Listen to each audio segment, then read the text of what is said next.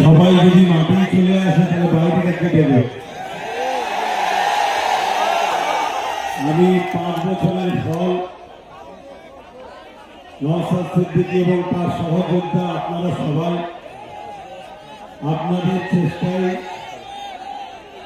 বিধানসভা আসতে হয় তখন অনেকটা বাকি আছে, কিন্তু আজকে এই শহীদ মিনারের ময়দানে আপনারা যেভাবে প্রোগ্রাম ধুলো উড়িয়ে দিয়েছেন, সামনে 26-এ জিত আপনাদের অলরেডি হয়ে গেছে।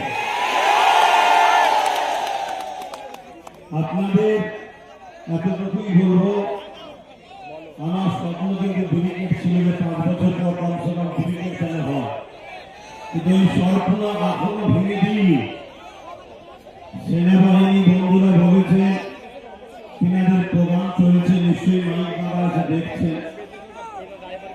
31শে মার্চ পর্যন্ত প্রোগ্রাম আছে। 31শে মার্চের পরে আবার চেষ্টা করব, কিন্তু মার্চের পরে প্রচন্ড রোদ হয়। এই রোদকে অপেক্ষা করে যদি ক্রিকেট করি আপনারা সারা দেবেন তো? আমার টার্গেট ক্রিকেট রেকর্ড হয়েছে 21-এ, ওই ক্রিকেটের রেকর্ডকে আবার ভাঙবো আমরা।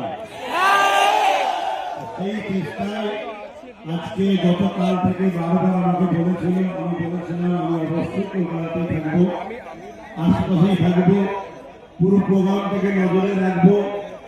আমি দেখতে চাই যে নওশাদ সহ তার সহযোদ্ধারা 5 বছর কি করলো, তবে কি করেছে বাংলার প্রতিটা অলিতে গলিতে কান পাতলে বোঝা যায়।